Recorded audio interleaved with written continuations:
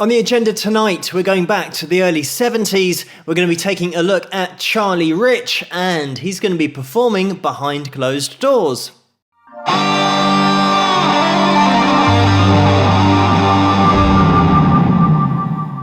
Hello, Phil here from Wings of Pegasus, and welcome to another analysis video. If you enjoyed this video, please give it a thumbs up and subscribe. So let's get Charlie up on screen and see how he gets on. Rich.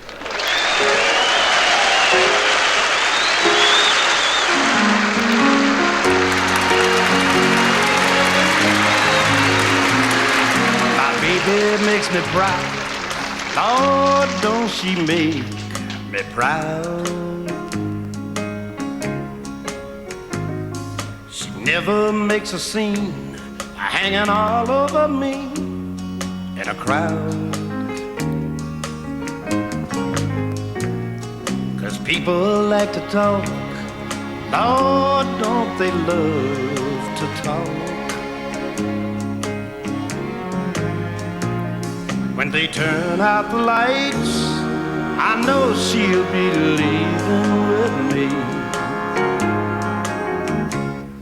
And when we get behind closed doors and she lets her hair hang down, and she makes me glad that I'm a man. Oh, no one knows what goes on behind closed doors.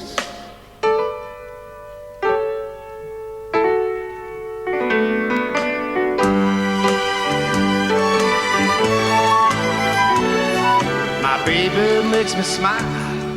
Lord, don't she make me smile. She's never far away or too tired to say I want you. She's always a lady, just like a lady should be.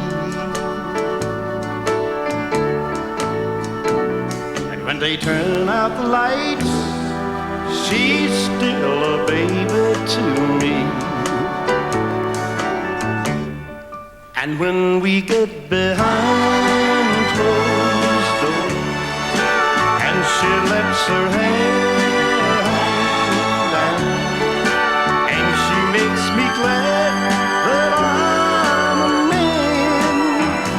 Oh, no one knows what goes on behind closed doors. Behind closed doors.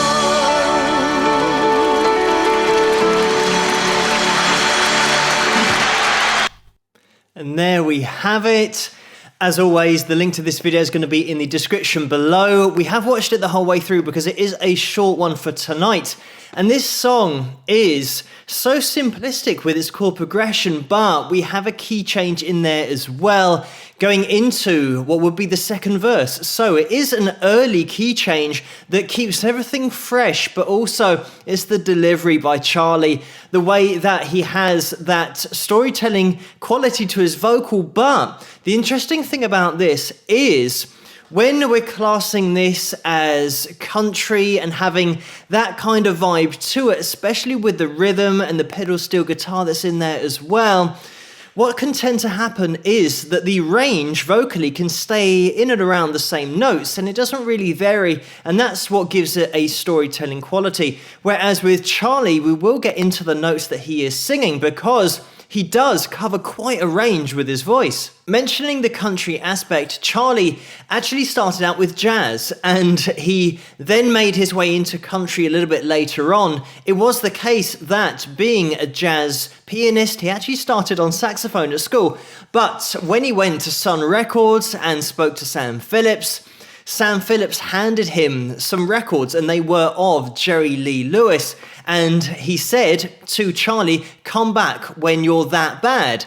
And it was a way of saying that the stuff that Charlie could play was just too advanced and wasn't mainstream like the artists around at the time who were playing the piano. But it gives you a great appreciation of the musicianship behind the scenes that Charlie had and the way that he then turned his art and craft into that country style of playing and country music. Just to mention, this was written by Kenny Odell as well. He won a Grammy for writing this song, and Charlie won a Grammy for his vocal performance of it.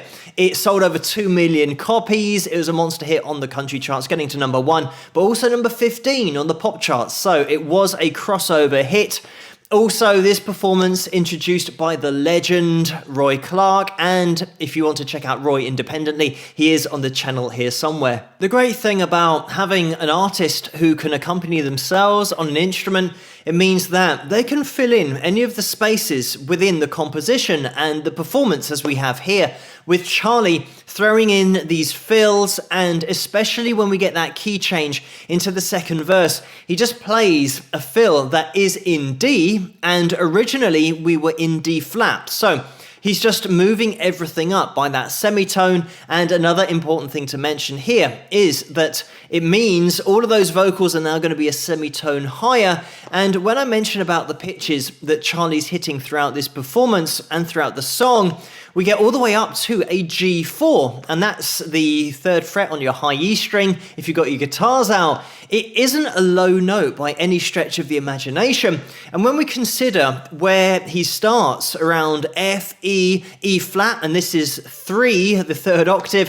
if you want to find that on your guitars or your piano, it's such a range. We do have over an octave, which is something that I mentioned about the big hits seem to always have that change in pitch that ranges from 1 octave starting on that F3 all the way up to that F4 and then the G4 that I just mentioned. So it is a wide range, but because Charlie delivers it so effortlessly, you're not aware of the notes changing so dramatically. It's just a great journey from the verse, then into the chorus. Another thing, when we just get into the chorus, it is so distinct, the sections that we're in here, because the verse finishes and we have silence before getting into the chorus. And this is where having that instrumental ability means that if you want to fill in a little bit of that gap between the verse and the chorus, you can do, but it means that the chorus is going to be so much more dramatic when it kicks in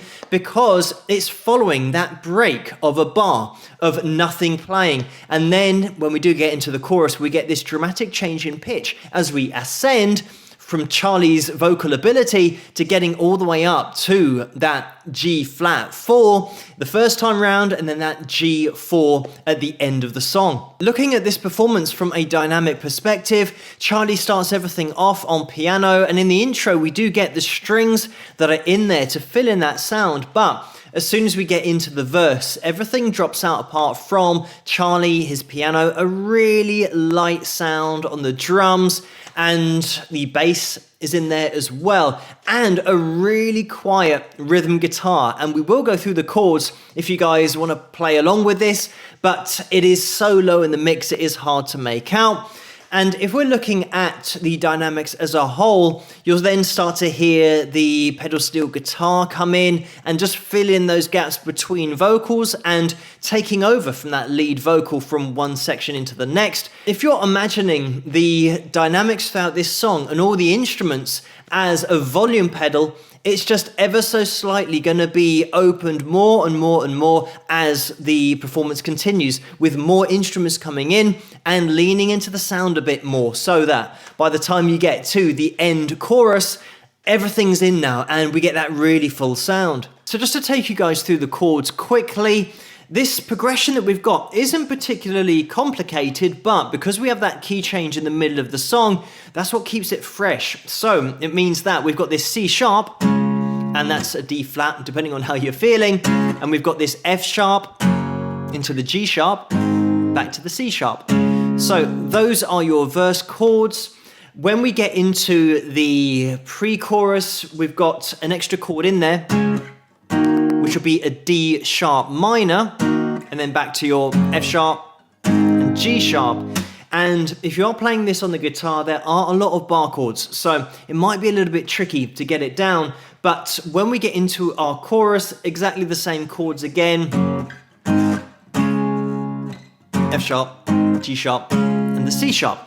And then we have a little run down, which is going to be a little bit of a pain because we have to play our C position or our C shape of a C sharp. So it means that we're playing a C with your second finger, your third finger, and your little finger, and barring across with your first finger. And the important thing about this is it means that we get the low E string as well as that C sharp on the A string, which makes all the difference when you're doing that rundown to give it that sound.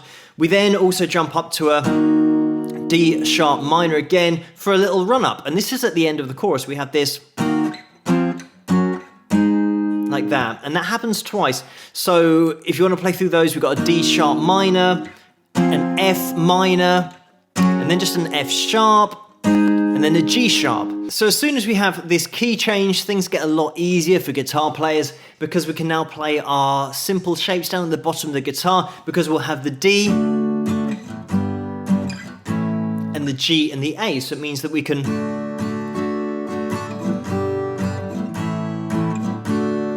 play them nice and easy like that. Also, it's going to be easier to do the run down, and in the pre-chorus it means that we're going to have an E minor, so there's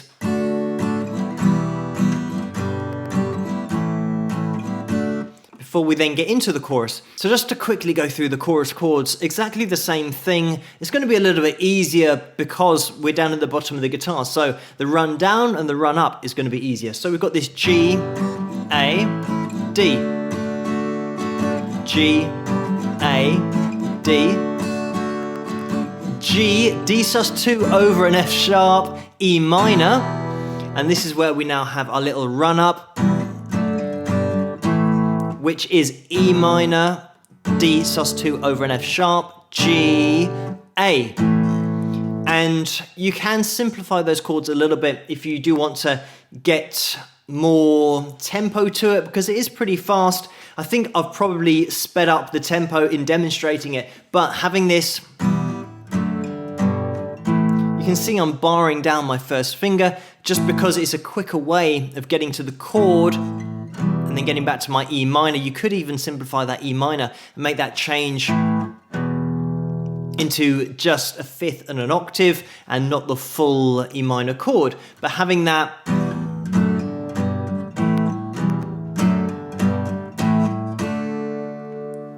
run will then lead us back into our D. I do want to get into a little bit of the history and career of Charlie's because it is interesting stuff. He wasn't one of those artists that got a break really early on. He just really persisted and stuck at it and then eventually would reap the rewards for doing that. So he did play the saxophone at school, but it wasn't until he'd left school that he started the Velvetones, and that was a jazz and blues band, and that featured his wife because he got married at the age of 20, and in 1953 is when he joined the US Air Force, and it wasn't until 1956 that he then left the Air Force and started to farm. He was farming 500 acres, and at that point as well he'd started playing clubs, and he also started to write music himself. So Charlie stuck together some demos and went to Sun Records, which is where that encounter happened with Sam Phillips, because his music was jazzy. It was jazz and blues, so it wasn't what they were looking for, but he was obviously talented and told to go away but come back when he sounded a little bit more like Jerry Lee Lewis, but he worked as a session guy off the back of the strength of those demos for Sun Records. So at the age of 28, he did start recording for Philips International Records, and they were part of Sun Records at the time, and he released a song called Lonely Weekends, and this was in 1960. That turned into a top 30 hit. And it was going really well. Off the back of that, they recorded 7 more singles, but unfortunately none of those were popular. So 3 years later, 1963, is when he then moved to Groove Records, and again he released Big Boss Man, which was another single that did okay. It was a minor hit, but then all the follow-up singles didn't do very well at all, and they were produced by Chet Atkins, but just didn't capture the imagination of the public. So, not to be deterred, in 1965 he moved to Smash Records, and Jerry Kennedy, who was a producer at the time, said that Charlie should try and lean towards a more country and rock and roll sound, and he released Mohair Sam, and that turned into a top 30 hit and was very much more the rock and roll sound, if you've heard that song, very Elvis-esque with that approach, but unfortunately the follow-up singles failed again, and he then moved on to High Records, and none of the singles that he recorded there were successful either. Charlie continued on, and in 1967 he was signed by Epic Records, and this was on the recommendation of Billy Sherrill, a producer at the time, and they started to really focus on the country sound. So in 1972 is when he released I Take It On Home, and that was a massive hit. It turned into a number 6 hit in the country charts, and then in 1973 is when Behind Closed Doors was released, and that was a massive hit, getting to number 1 in the country charts and making it into the top 20 of the pop charts. And the follow-up single to that, where he had so much trouble previously with the follow-up singles, now The Most Beautiful Girl was the song he released, and that got to number 1 in the country charts, and not only that, it got to number 1 in the pop charts as well. So a massive crossover success. So approaching the mid-70s, he was flying high and winning a lot of awards. I mentioned the Grammy that he and Kenny picked up for this song, but also in 1974 he had 5 number 1s in the charts, and he was also named as the Country Music Association's Entertainer of the Year in 1974. Moving into 1975, he had 3 more top 5 hits, but unfortunately he started to drink quite a lot, and this culminated in his presentation of an award at the 1975 Country Music Association Awards. It's something that you've probably already seen and heard about, but Charlie went up on stage. He had been drinking before the show backstage. These shows always go on for hours, so by the time it got to his presentation of this award, it meant that he'd been drinking for quite a while. And John Denver, by the way, was the person that he was presenting it to, but he got the paper out of the envelope and set it alight. And John Denver, by the way, if you want to check him out independently, he's here on the channel somewhere. But it's something that didn't go down particularly well with audiences. And since then, his son has also mentioned that Charlie previously had cracked a few bones in his foot and was on medication for the pain. And the medication and alcohol weren't supposed to mix, but he did drink before going out on stage, and it just had that effect that made him look very drunk. I think also, from what his son said, Charlie thought at the time that it would be a funny thing to do, but unfortunately it did backfire. So his popularity did take a bit of a dive at that point, but a couple of years later in 1977, he was back at the top of the country music charts with Rollin' With The Flow. And in 1978, he had another number 1 hit with On My Knees, and that was a duet with Janie Fricke. He then had another hit in 1973, and that was called I'll Wake You Up When I Get Home, and that got to number 3 in the charts. And interestingly, he played himself in the movie Every Which Way But Loose, and that was with Clint Eastwood, and that was the song that he did perform on that film. In the early 80s, he took a step out of the spotlight, and in 1992 released his last album, and that was called Pictures and Paintings, and that was critically acclaimed. It was very popular. Unfortunately and sadly, Charlie died in 1995 at the age of 62. It was unexpected. He was driving with his wife for a vacation in Florida, having just watched his son Alan perform, and he experienced a bout of coughing and went to see a doctor, got some antibiotics, and they continued with their journey and stopped off at a motel. And sadly, Charlie passed away in his sleep due to a pulmonary embolism, a blocking of an artery. But fortunately, we do have videos like this of performances by Charlie where we get such a great appreciation of his technical ability at playing the piano, all of that jazz influence that was in there. That is something that the critics did say about his last album, that as a musician, it was something that really stood out, his ability on that particular album, but it shows his ability as a singer here as well, and the ability to connect and take somebody else's song but totally make it his own and sell a performance in order to connect with everyone in the audience. But thank you guys so much for suggesting this video for me to take a look at, and keep those suggestions coming in the comments below. Let me know what you guys think, and if you enjoyed this video, please give it a thumbs up and subscribe, and I'll see you guys at the next one. Rock!